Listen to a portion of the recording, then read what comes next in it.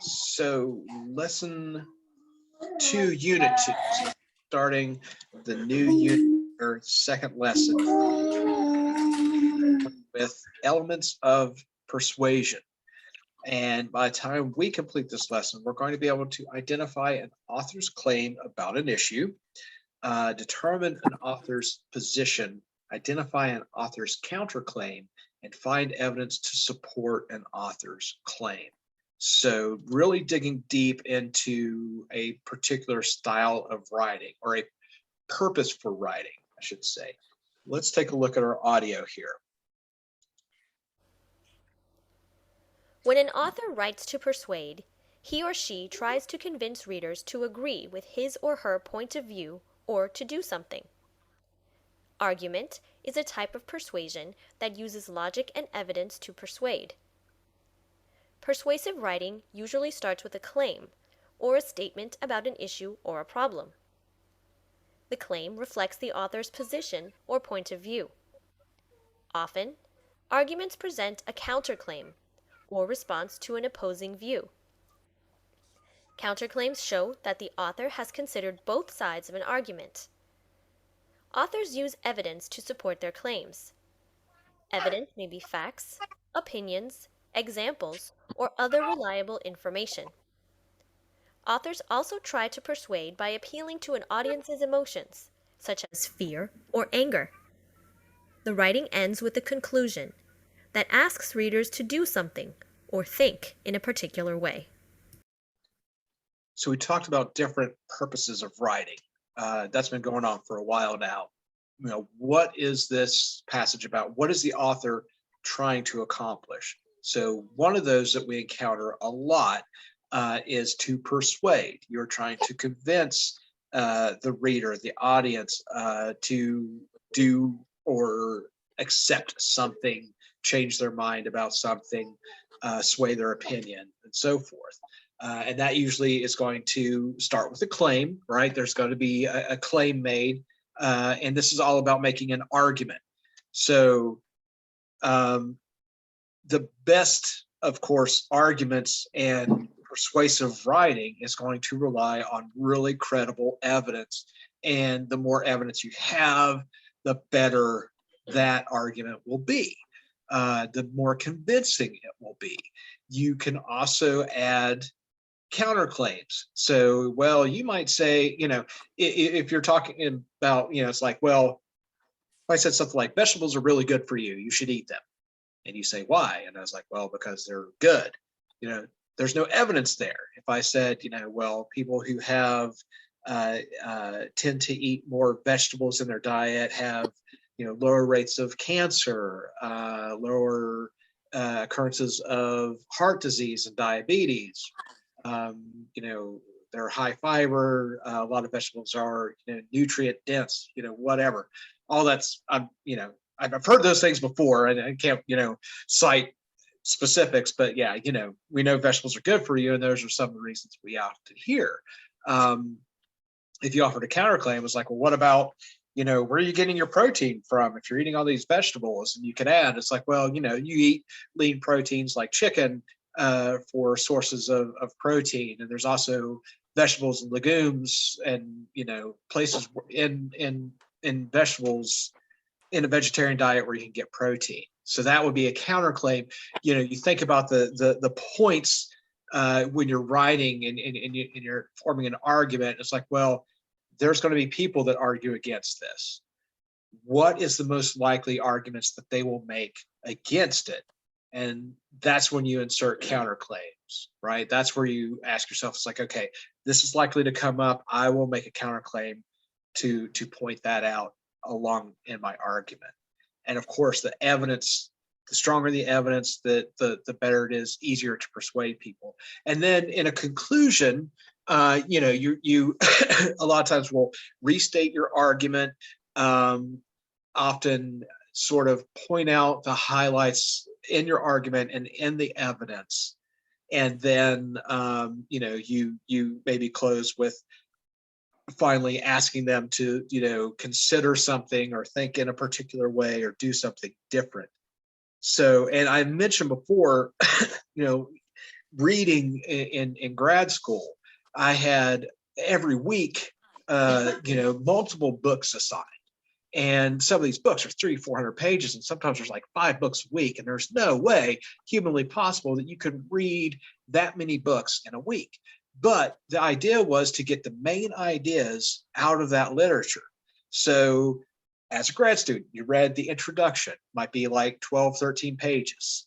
You find the argument, right? Somewhere, a lot of academic writers will just state, my argument in this book is this. Then you flip back to the back of the book, you read the conclusion. That's typically, they'll outline the details of the evidence they've used, they restate their argument, and then they close with their overall thoughts. And then you read through chapters and find certain evidence, or maybe you do the same thing with each chapter. You'll read like the first page, because they'll often have like a little bit of a theme there, and then they'll have a conclusion at the end as well for each chapter.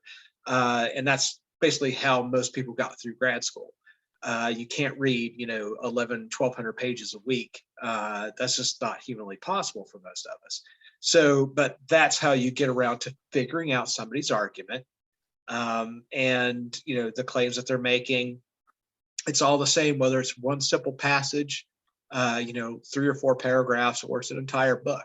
The same elements apply in both those situations. Okay, so let's take a look at our first passage here. Supporting investment in public transportation. So always, like I always say, take account of the title. Okay, and we're reading here, you might take the subway to work or hop on the bus to run errands. Trains may be part of your daily commute. Yet, even if trains, buses, and subways are not part of your daily experience, you likely benefit from them nonetheless. Investment in public transportation generates jobs and boosts the economy.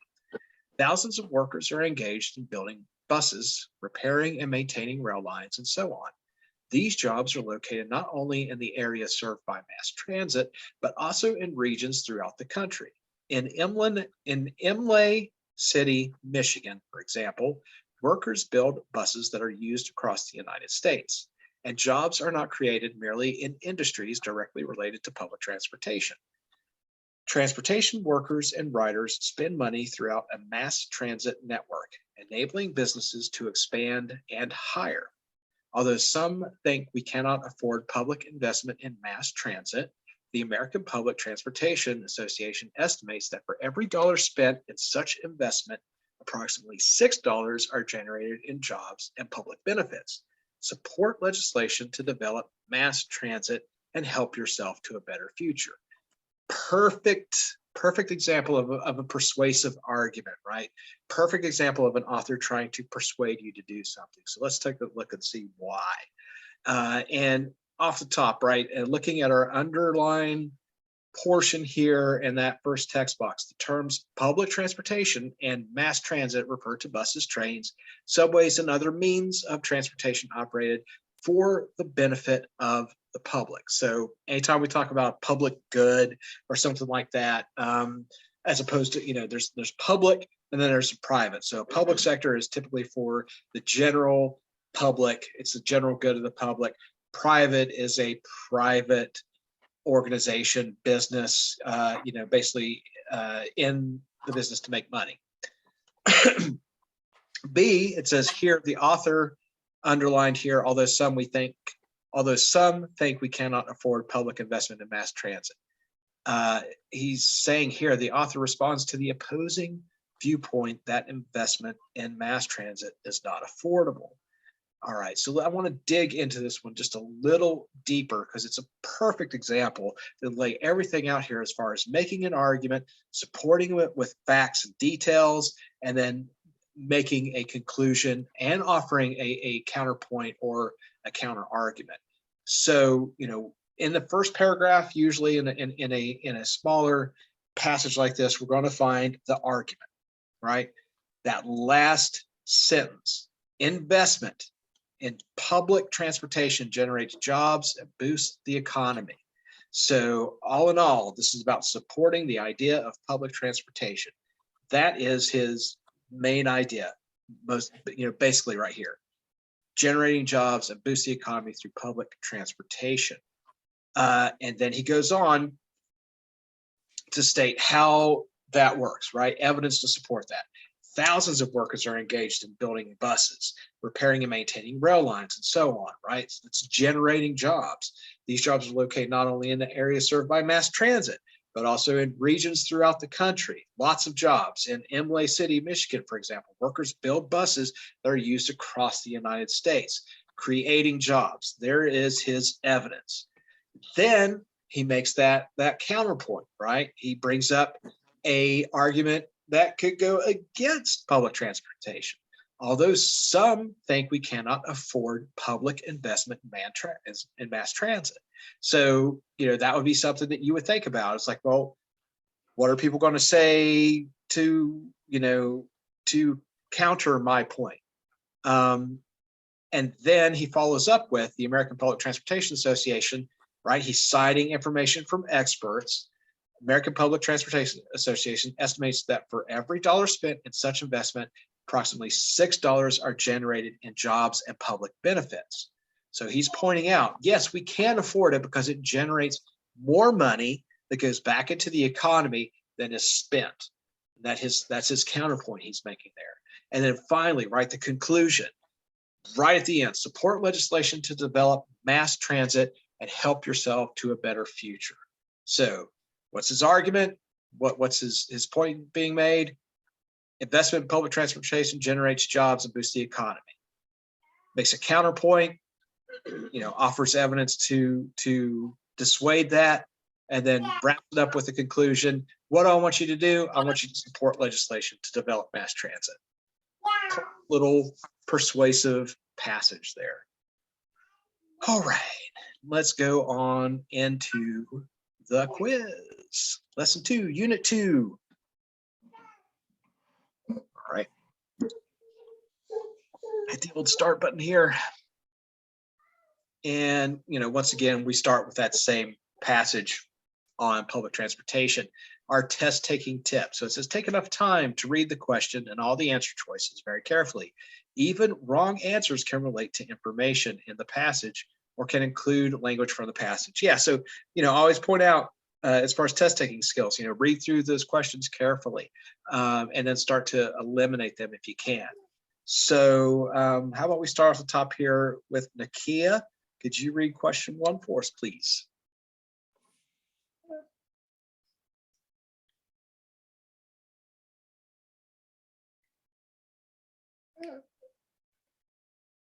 Will you say? I'm sorry. Yeah, Nakia, yeah, could you just read the on there for us? Yes, one moment. Can you please close my door? Please. I can't read, Matt. Just give me one moment. Okay, I'll come back to you. Okay. How about Grace? You want to go for number 1 there? Okay. Oh. Which sentence best states the passage call to action? A, take public transportation whenever you can. B, encourage government investments in public transportation. C, get a job in mass transit in order to have a secure future. And D, invest in mass transit project only if you will benefit directly. B? Yep, B as a boy, right? Encourage government investment in public transportation. Speaks right to the idea in that passage. So number 3 is B. And we got another passage to read here. Tracy, could you read the first 3 paragraphs for us? Yes. What about government scorpion badger? Foster youth and healthcare. 1. What I hope could be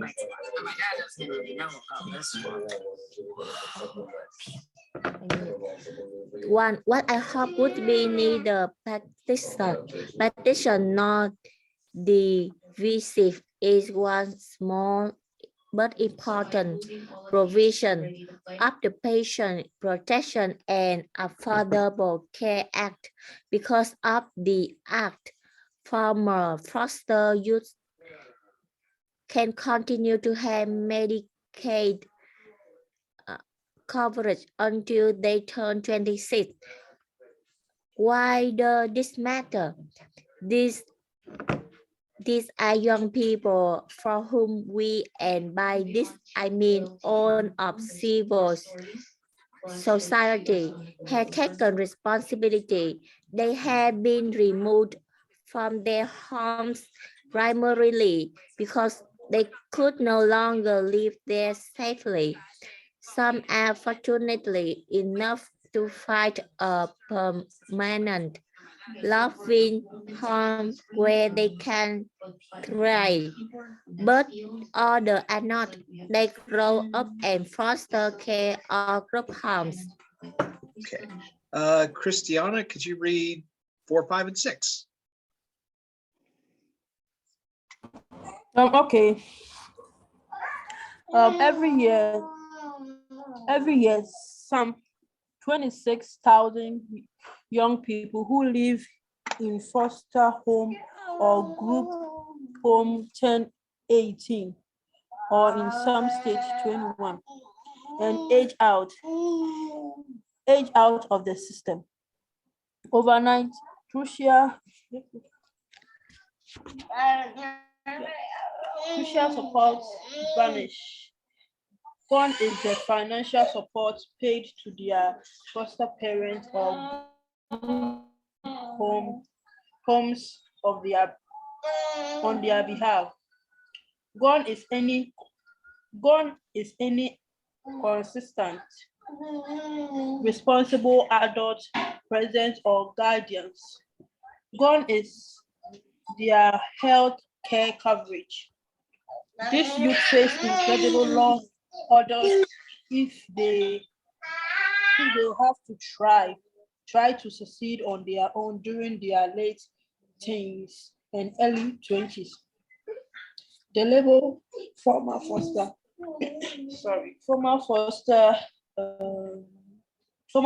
youth makes it hard for them to get jobs or rent apartment. For them, there is a high risk of becoming homeless. We know these young people have a low rate of college entry, and even if they are admitted to college, many do not complete a degree. It is both compensating and less expensive for taxpayers to ensure that young adults who grow up in foster care have some basic support during this crucial formative period. One key to this support is healthcare coverage. Okay. And that's from the HuffingtonPost.com article, The Affordable Care Act, Good News for Former Foster Youth by Michael Carreno. I believe that's how it's pronounced, accessed 2013. So in 2013, right, the Affordable Care Act was something that wasn't on a lot of people's minds. It was legislation that was trying to get passed. I do want to point out at least one word here, partisan. Whenever you hear partisan, which you're going to hear a lot in terms of the legal or legislative process, right? Lawmakers, when it comes to like the federal government, partisan politics means it's separated on party lines. There's tends to be obviously a divide between Republicans and Democrats, and that's a partisan divide means there's something that can't really be compromised on. It's taking a partisan approach to something. So it's either a Democrat approach or a Republican approach. Something that's bipartisan. We see something that says bipartisan legislation. That means that typically both sides have compromised or they agree largely on an issue. Usually you have bipartisan support for the defense budget. And things like that, any type of legislation where you see that means that the two sides are working together. So just want to point that out. And obviously here, this piece is talking about, the part of the Affordable Care Act and extending Medicaid coverage for foster youths as, they wind up having their coverage dropped as young adults, and it puts them in a real serious disadvantage. So let's take a look here. How about Grace? Will you read question 2 there for us? Please, did you say Grace? Yeah. Hey, okay. Why does that? After pose the question, why does this matter? A, to introduce supporting evidence and reasons. B, to express frustration with opposing viewpoint. C, to invite readers to draw their own conclusion. And D, to create a sense of tension in the passage.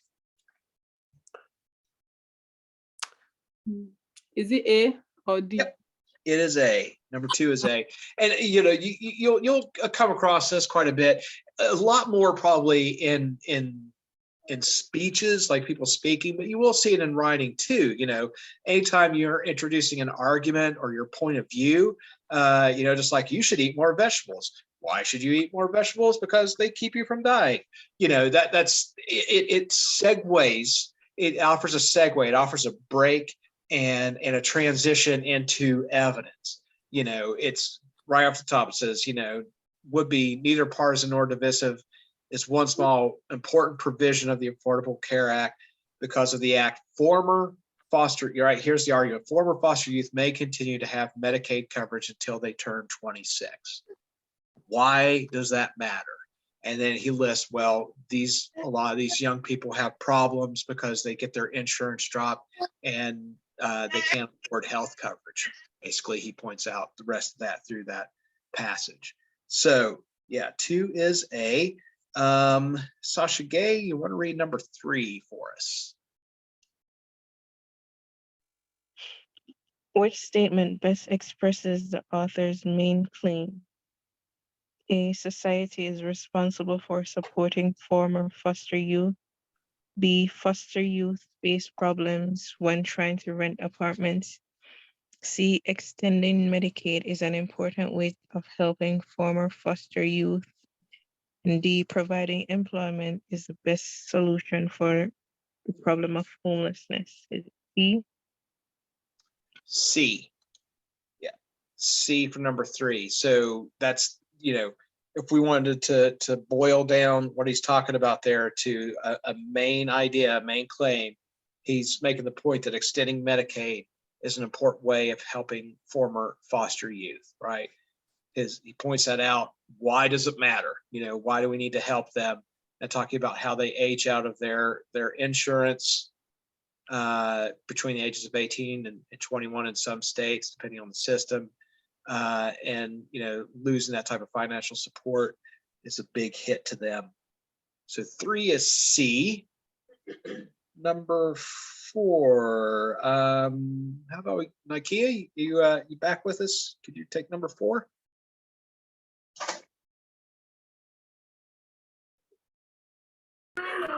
Yes, I can read that. Okay, number 4 says, in paragraph 5, the author explains the challenges former foster youth face. How does this paragraph support the author's claim?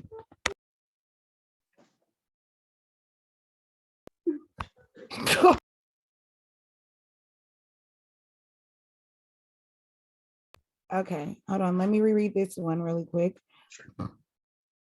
Blah, blah, blah. Okay, A says, it contrasts the lives of former foster youth with the lives of those in permanent homes. B says it explains why former foster youth are more likely to need healthcare services. C says it shows how not having health insurance affects former foster youth. And D says it emphasizes the extending Medicaid is one way to help former foster youth. Former foster youth make it hard to get. So it's nothing to do with nothing. Okay. A. So let's see. 4 is D. Emphasizing that extended Medicaid is one way to help. It's kind of weird because the whole passage is really about that, right? But we let's see if we read through here real quick. These youth face incredibly long odds if they have to try to succeed on their own during their late teens and early 20s.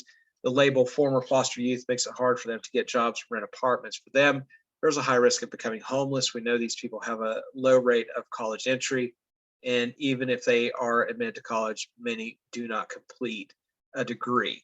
So yeah, those points are just pointing out, you know, it's a difficult road for former foster children in you know, in the workforce or getting an education. So in general terms, this is emphasizing that extended Medicaid is one way to help them in their early adulthood, you know, from like 18 to 26 or so. So yeah, D is in dog for number 4. Okay, and our final one here, number 5 for the quiz. How about Tracy? We'll come back to you. You take number 5 for us. Yes, number 5, the author assumes that readers will feel sympathy and compassion for former foster youth. The author appeals to this feeling by A. Scolding readers for not doing more to help former foster youth. B. Detailing the overwhelming lack of support from foster youth face. C. Providing facts about the efficiency of taking care of from foster youth. D. Calculating the cost of providing Medicare to from foster youth.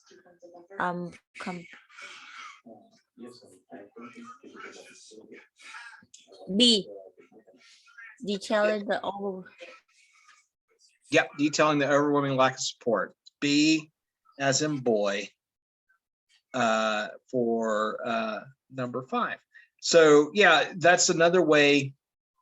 It's best when you can do that with evidence, but appealing to emotion, right, is another way to persuade people. It's one of the tools that you can use. And you know, of course, you know, when it comes to foster youth, when it comes to underprivileged children, that is certainly appealing to, you know, something that a lot of people can relate with. You know, I always think when I hear about appeals to emotion, I think about the SPCA commercial and they show all the little sad puppies and the Sarah McLachlan songs playing, and then Sarah McLachlan shows up and, you know, says to support SPCA. You know, that is like one of the hardest punching, you know, appeals to emotion. And we get those a lot, you know, particularly when it comes to issues of, you know, it's not necessarily wrong, but it does, you know, tug at everybody's heartstrings to see, you know, animals or people that are struggling. And you know, when you visualize that or you talk about it, that does help strengthen a case. If there is an angle like that where you can appeal to somebody's emotion, you can't just appeal to emotion. You know, you have to have concrete facts and ideas in there as well. But there's nothing wrong with also appealing to somebody's soft spot, you know.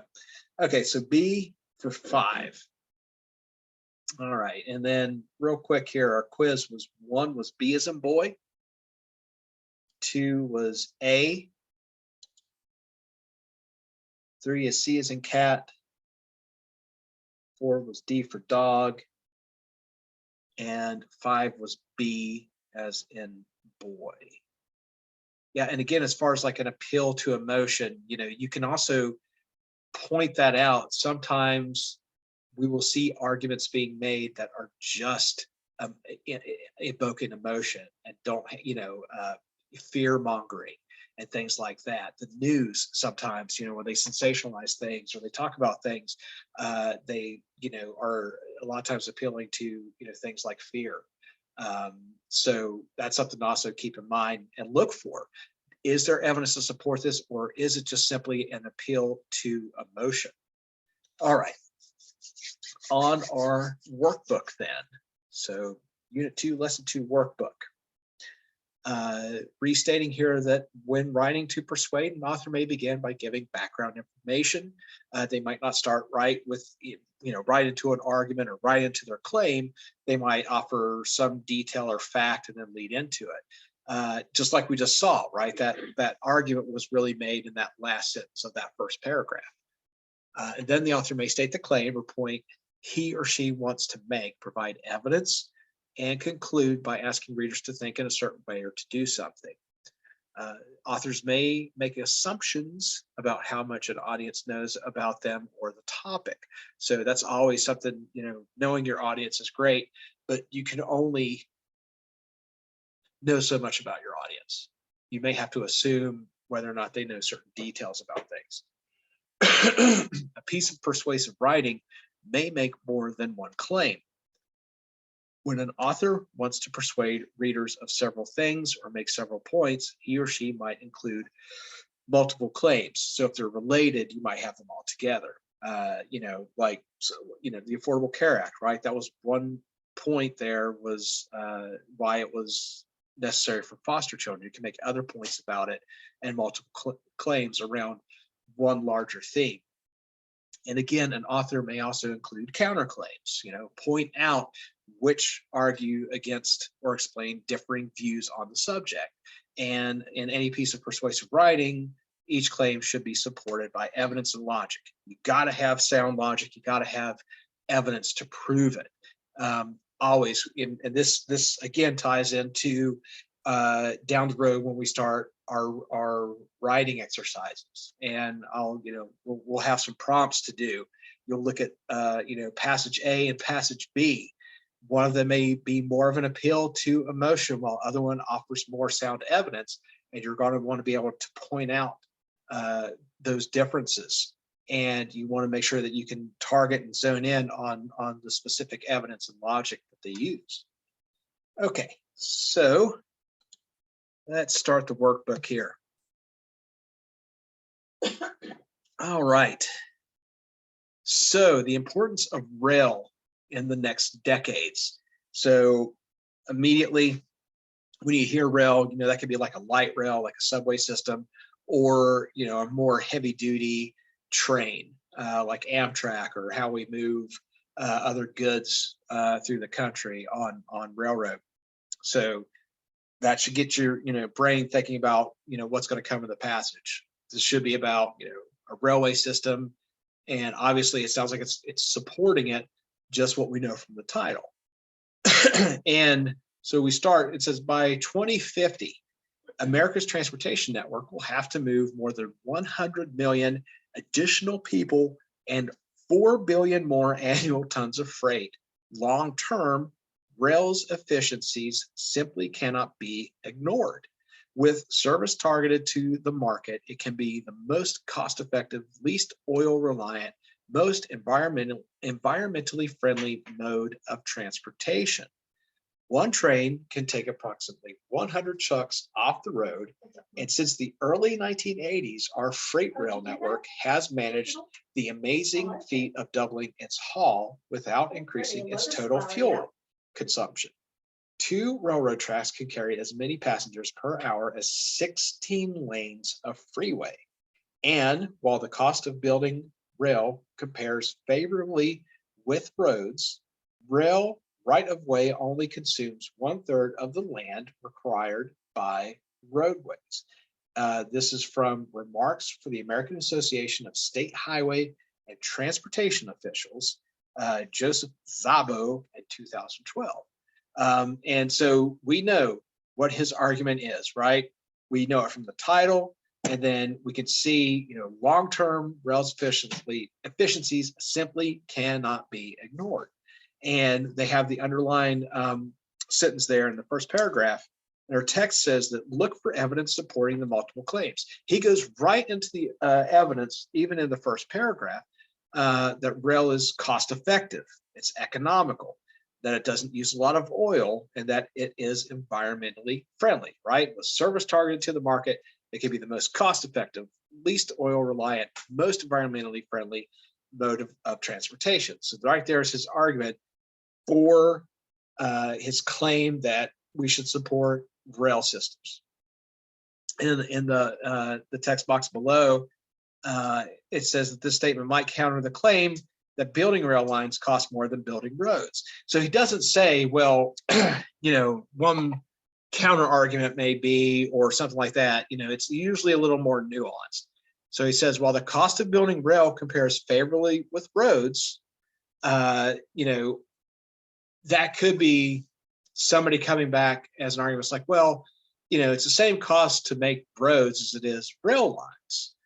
You could point out that the rail right-of-way only consumes 1/3 of the land required by roads, right? So basically what it's saying, that same rail line that's going to carry the same amount of people as 16 lanes of freeway only requires 1/3 of the land that a freeway would require. So that's pointing out another perk to a rail system. And here on our test taking tech, it says you will be able to use electronic highlighting on the test. When you read persuasive passages, when you read persuasive passages, consider highlighting the claims and the evidence that support the author's claim. So yeah, if you're taking the test electronically, you'll be able to highlight stuff as you go. So that's a good little piece of technology. So you could point out the argument and highlight it. You can point out and weed through some of the transition statements and stuff and just get to the evidence and the argument and the claims. That's something we do, highlighting books and stuff, just pointing out the main elements there. So that's something that can help you along the way. All right, and on to our questions. So let's go with Christiana first here. Could you take question 1 for us? Okay. Okay. The author states that the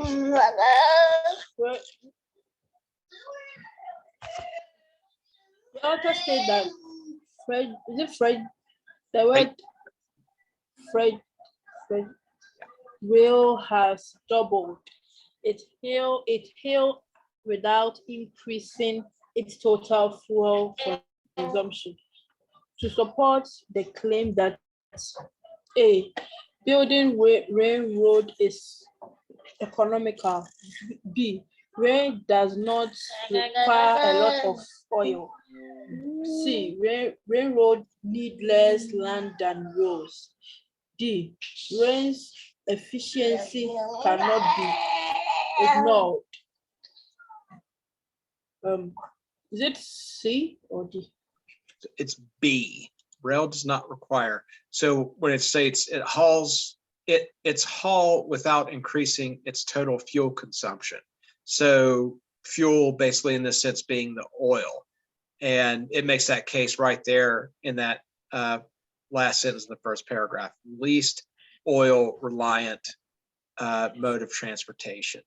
So B is in boy for number 1. And I've actually brought this up before, like the easiest way to transport stuff is on water.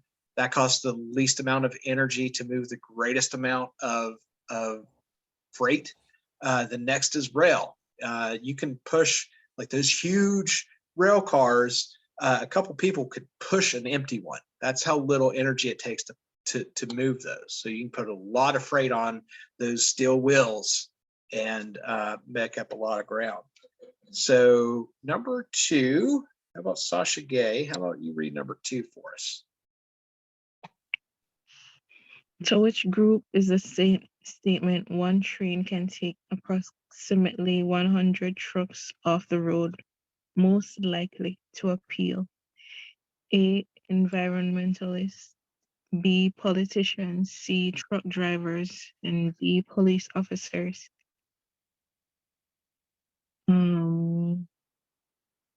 A or B? A, right? Certainly environmentalists would like that idea. Taking trucks off the road, decreasing pollution, decreasing our carbon footprint, all of that. Some politicians would like that idea, but others would not, right? That's one of those bipartisan issues, like our use of oil. and our, how much carbon dioxide we're letting in the air. Truck drivers probably don't want you taking trucks off the road because that's their job. And police officers might not like it because they write tickets, but that's just a group that's like, they just throw that in there because, just for a fourth answer. They're not nearly as relevant as the other three. And obviously environmentalists are much more likely to like something like that. All right. So we have a new passage here.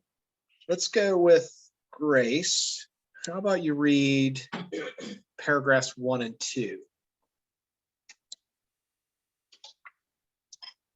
Okay. We are not yet free. It ought to be possible. It's short for every American to enjoy the privileges of being American without regard to his race or his color. In short, every American ought to have the right to be treated as he will wish to be treated, as one will wish his children to be treated. But this is not the case. The Negro baby born in America today, regardless of the section of the nation in which he is born, has about 1/2 as much chance of completing high school as a white baby born in the same place on the same day, 1/3 as much chance of completing college, 1/3 as much chance of becoming a professional man, twice as much chance of becoming unemployed, about 1/7 as much chance of earning $10,000 a year, $10,000 a year, a life expectancy which is 7 years shorter, and the prospects of earning only half as much. Okay. Nakia, could you read paragraphs 3 and 4?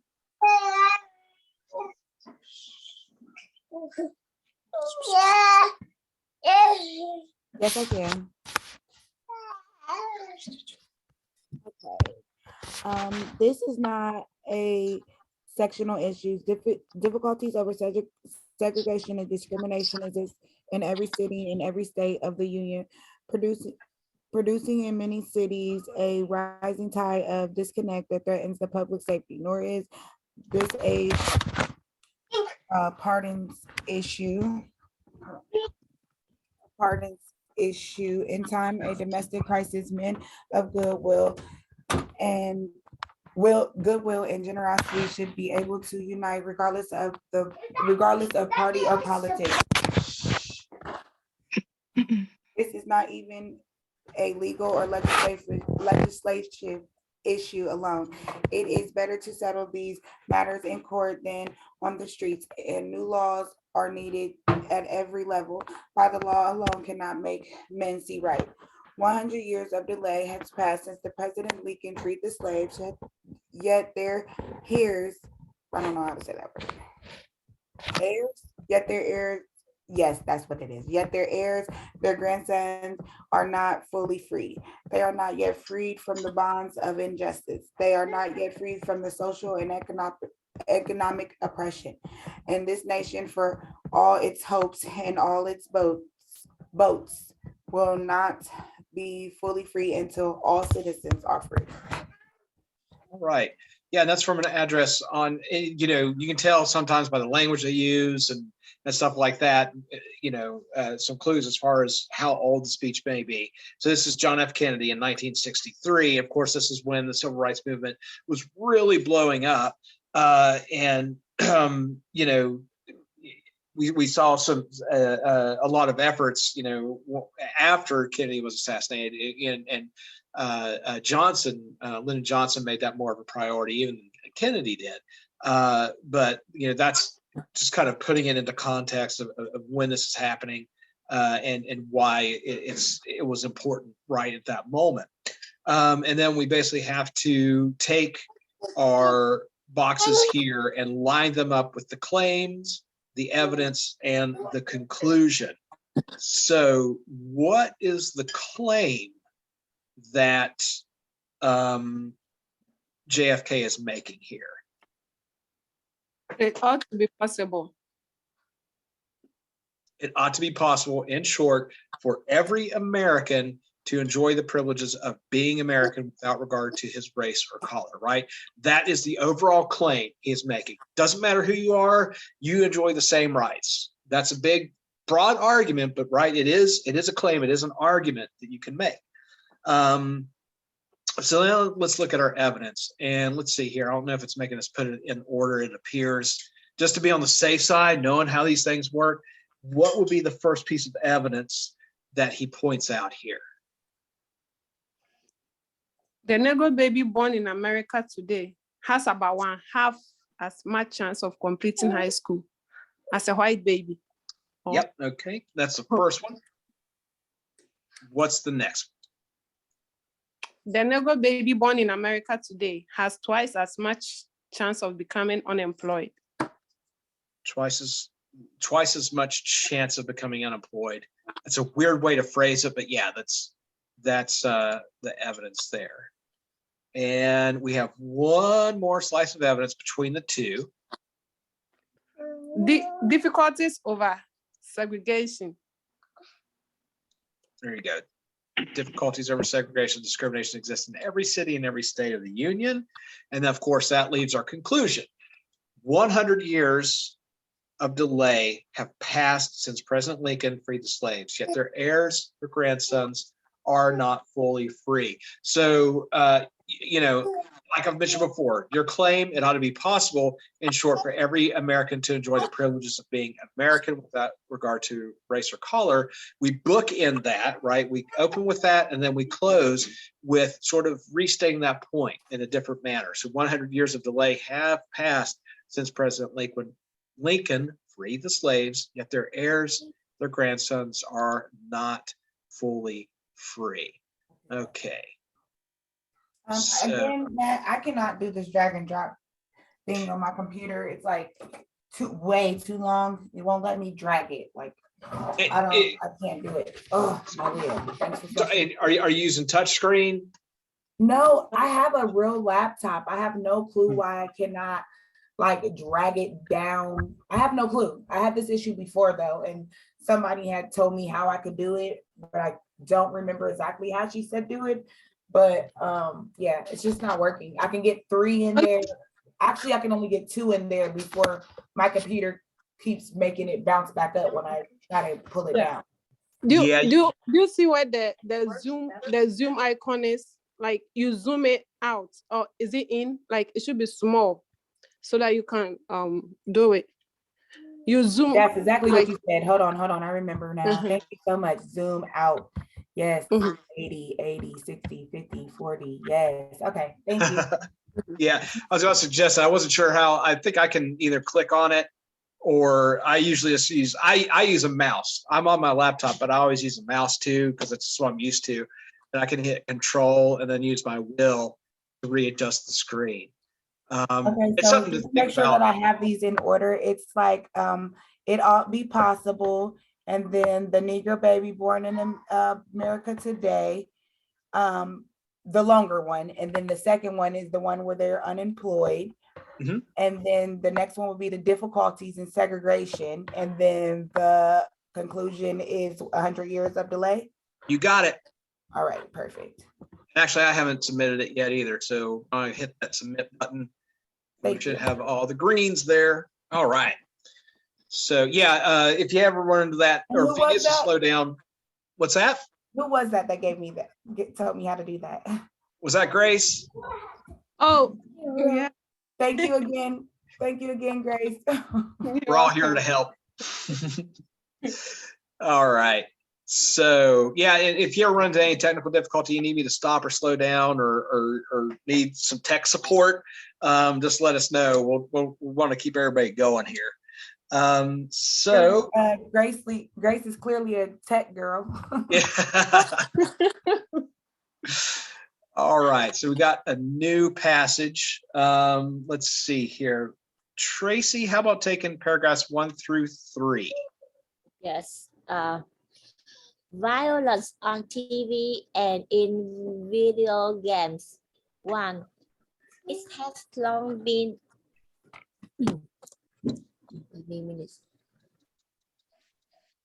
It has long been asserted that watching crime on television or playing violent video games contributes to violent behavior. In other words, it's what a person watches that allegedly influences and desensitizes him. Thus, he becomes violent.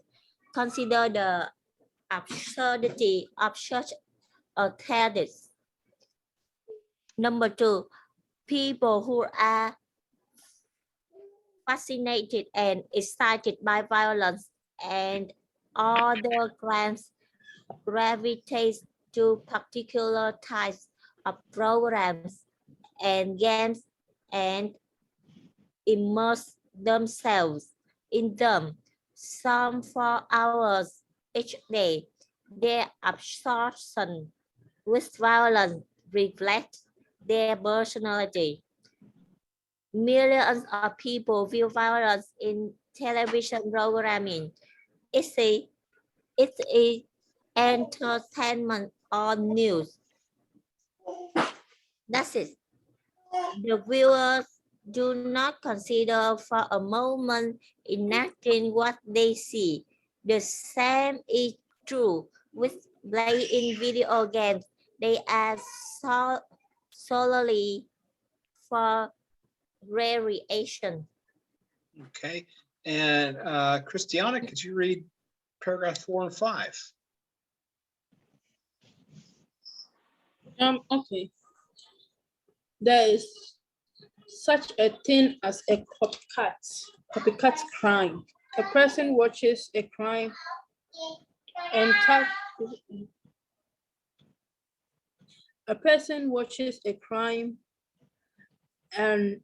touched in Enacted. enacted in details on television and then does the same thing. His decision to do so reflects a mind that has long been fascinated and excited by crime and violence. For every person who might fantasize about then emphasize about and replicate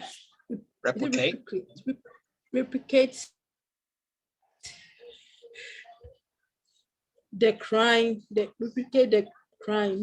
millions of people who saw the very same thing rejected, are repelled by it, and never would be tempted to interpret what they watched. Crucial is not what is on the scene or in the game, but what already resides in the mind of the viewer.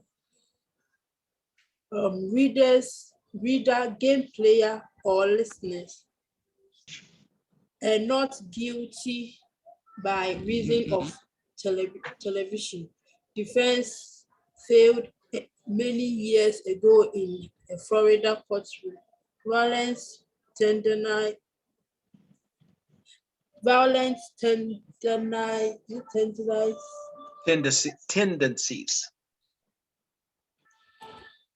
Violent tendencies reside within the personality, whether or not the person watches programming depicting violence. Okay. Violence, yeah. From inside the criminal mind by Stanton E. Sumner. So I want to just take a second, and after we read something like this, consider what his argument is, what he's trying to persuade the audience to do or consider, and what we have here a lot is a counter argument. So he leads with the idea about it has long been asserted that watching crime on television or playing violent video games contributes to violent behavior. Okay, so he's starting out with the counter argument. In other words, what a person watched that allegedly influences and desensitizes him. Thus, he becomes violent. Okay, here's the author's what he thinks about that. Consider the absurdity of such a thesis. Thesis meaning an argument, right? And then he goes through and points out how they've discussed this over the years. People fascinated and excited by violence and other crimes gravitate to particular types of programs and games and immerse themselves in them for some hours each day. Their absorption with violence reflects their personality. So largely what he's saying is, okay, if that's the case, you know, millions of people watch shows like this. Why don't we have millions more people that, you know, act out in violence? The fact that, you know, and then copycat crimes, right? People that see a crime and copy it, or, you know, copycat killers and things. We see that on TV sometimes. You know, if a person is watching it on TV or playing in a video game and mimicking that, is it really speaking to the medium and what's on TV, or is it really in the, you know, the person's heart and mind already? You know, where is the influence coming from? You know, can this person simply, you know, do the same thing reading a book? It's more about the person and the individual than it is about the availability of violent programming or video games. That's what this person is pointing out here. And then finally, he's wrapping up with, you know, what this idea is lending to is that it's blaming the media or blaming television, blaming video games, and not the person who's actually committing the crimes, right? Not guilty by reason of television is what he's stating there. So, you know, I could go out and shoot up, you know, a school or something and then blame the last video game I played. And not really dealing with the fact that, you know, as an individual, I was the one that committed those crimes. I can blame, you know, the video game I played or the movie that I watched instead. So just want to kind of flush that out. You know, there's sort of the main points you want to take away from a reading like this. So how about Grace? You want to read question 4 for us? Okay. Which statement best describes the overall structure of the passage? A series of true stories supports the claim that violence in the media leads to violent behavior. B, the author provides a series of steps that he believes can reduce violence in the media. C, evidence builds to the conclusion that violent personalities are not caused by violent media. And D, the author compares the contrast different argument about violence in the media. A. C. So he's building to that conclusion that, and it's a perfect way to state there, violent personalities are not caused by violent media. That already exists in that person, is what he's stating there. And he starts, you know, working his way. That's what the evidence builds towards there, through each paragraph and through each portion there. So C for number 4. Sasha Gay, how about number 5? How does the author counter the claim that a violent person may play violent video games for hours at a time? The author believes that A, the violence in the video games appeal to the person. B, the video games have caused the person to be violent. C, video games and a violent personality are not connected. And D, playing violent video games keep a person from acting violently. C. A. So violence in video games appeals to the person. So looking at that again, so that's the counterclaim, right? That a violent person may play violent video games for hours at a time. The author is making a point, you know, it's not, you know, it's not the video game that's making the person violent. the fact that a violent person would gravitate to that is different than it creating. So the other ones there, video games have caused a person to be violent. No, he's definitely not saying that. He's saying the opposite of that. Video games and violent personalities are not connected. He does see a connection that it does appeal to violent people, but it's not causing the violence, is his main point there. And then finally, playing violent video games keeps the person from acting violent. He's not saying that either. He's basically saying violent people are violent people. And it doesn't matter what they watch. They may gravitate towards violence, on TV or in video games, but a violent person is a violent person. The media doesn't make somebody violent. It is already within them. So 5 is A. Okay, and 6. How about Nakia? Can we come back up to you here for number 6? Is 7? 6. Okay. Oh, wait, I think she's gone. Okay, how about Tracy? You want to take number 4? I'm sorry, number 6. Yes. Number 6. How does the author counter the claim that some people copy crimes that they see on television? A. He argues that some crimes are too violent to show on television. B. He presents statistics to show that such copycat crimes are few. C. He suggests that people who copy crimes were likely themselves victims of crimes. D. He stated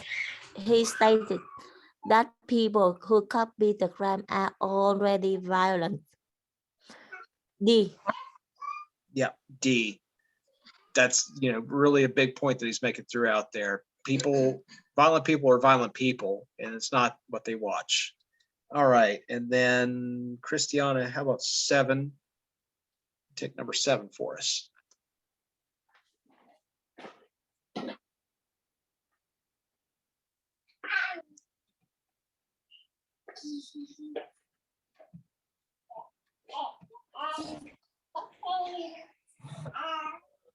Did you call me? Yeah, could you take number 7 for us? Oh, okay. Okay. What assumption does the author make in presenting evidence to support his main claims? A. Readers will have little experience of violence media themselves. B. Readers will be in favor of reducing the amount of violence in media. C. Readers will disagree with the verdict of the Florida crime case. D. Readers will consider his background as part of the supporting evidence.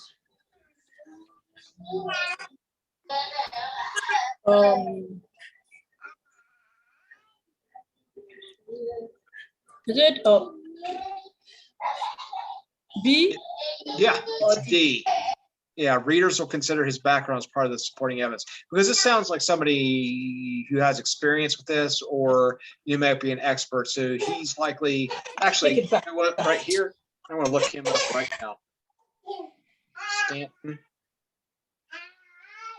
Same now. Yeah, so he's a psychologist, American psychologist, and really has published a lot on the idea of the criminal mind. So he's going to have to, to some degree, he's assuming that people will understand, that he's, largely an expert in this type of topic, and they'll have to take that into account in reading him.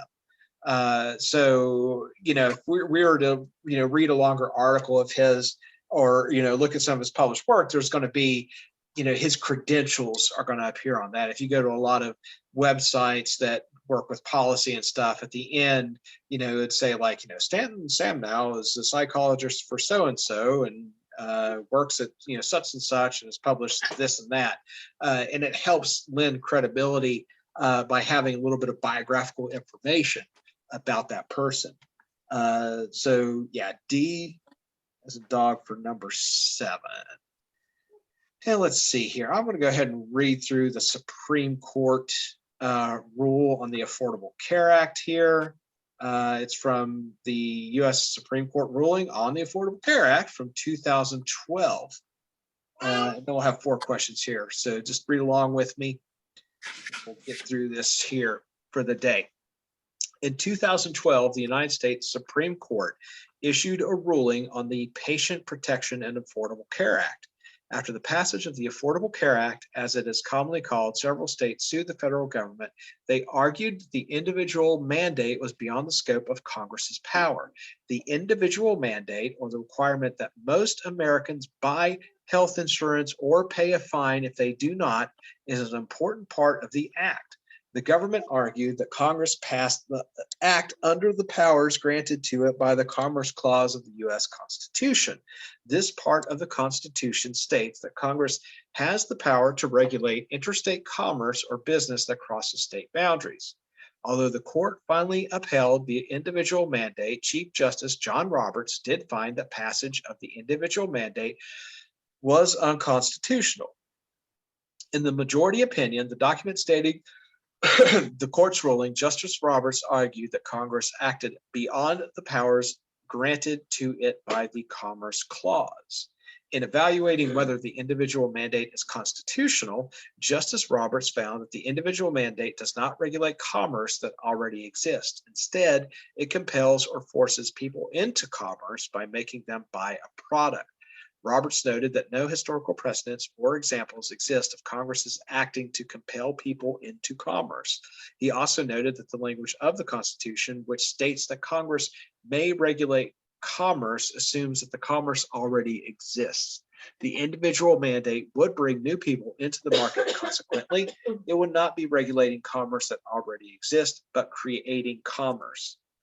Therefore, Roberts determined that the act reached beyond the scope of the power described in the Constitution. He wrote that understanding the Commerce Clause to permit Congress to regulate individuals precisely because they are doing nothing would open a new and potentially vast domain to congressional authority. All right, so talking about mandating every U.S. citizen to carry health insurance, right? That was the mandate that he's talking about there, which was part of the Obamacare, part of the Affordable Care Act, and like we've talked about in social studies, as far as checks and balances, right? So the Supreme Court looks at the laws that the Congress is creating and decides whether or not that's unconstitutional. In this case, this one part of the Affordable Care Act mandating that every U.S. citizen carry life insurance, or not life insurance, health insurance, or be penalized, they decided there's nowhere in the Constitution, there's no history of this. This goes beyond the powers of Congress. So they determined in that sense that it is unconstitutional.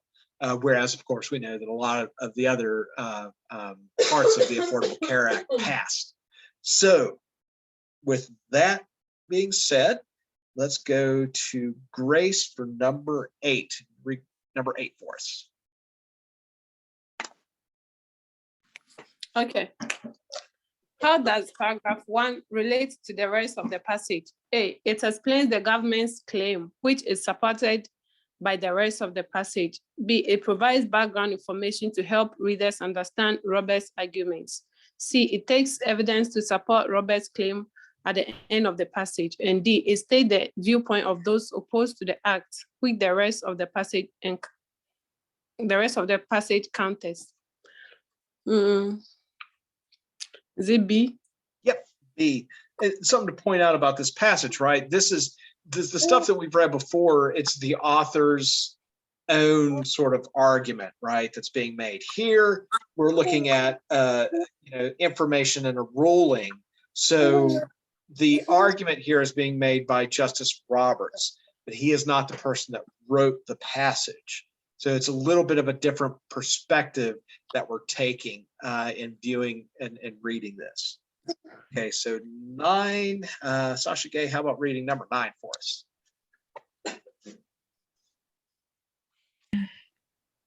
Which word in the paragraph 3 indicates a result?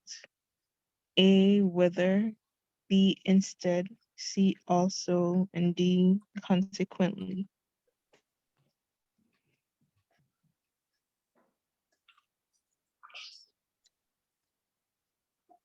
Consequently.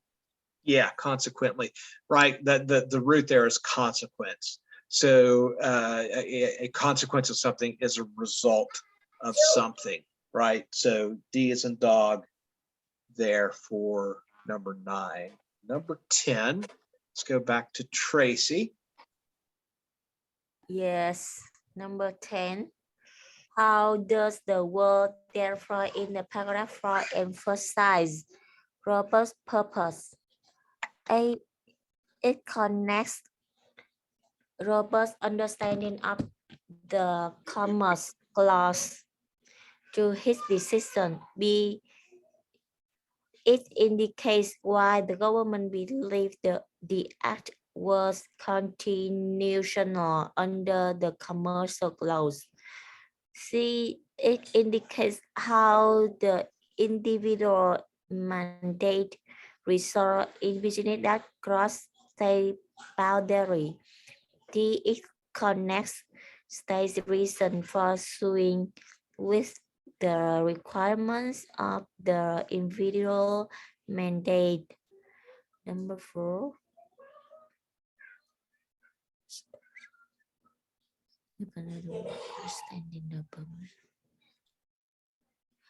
D.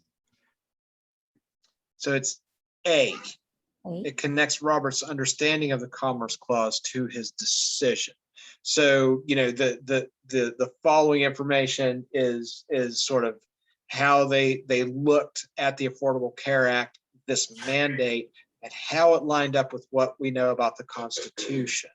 And then we get to paragraph 4, that word therefore, you know, it's one of those sort of transition words. Usually, you know, it'll be set off with a comma or some type of punctuation. So to kind of give you pause and transition. So therefore, Roberts determined that the act reached beyond the scope of the power described in the Constitution.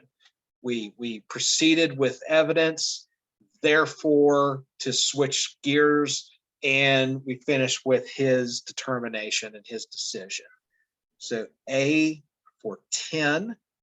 And the last one here, Grace, can you take number 11 for us? All right. Which statement best summarizes the steps in Robert's arguments? A. The Commons Clause grants Congress certain powers. Congress passed the act under the Commons Clause. The act is constitutional. B. The Supreme Court decides whether acts are constitutional. The individual mandate is part of an act. The Supreme Court can decide whether it is constitutional. C. The individual mandate creates commons. The Commons Clause allows Congress to regulate only existing commons. The individual mandate is unconstitutional. And D. Congress cannot pass acts that affect only one state. The Affordable Care Act crosses state boundaries. Congress can pass the act. Is it C? C, yeah. The mandate creates commerce. It doesn't regulate existing commerce, right? That's sort of the point that he made there. So C for 11. So do we need to follow up with any of the answers here? I'm going to stop recording.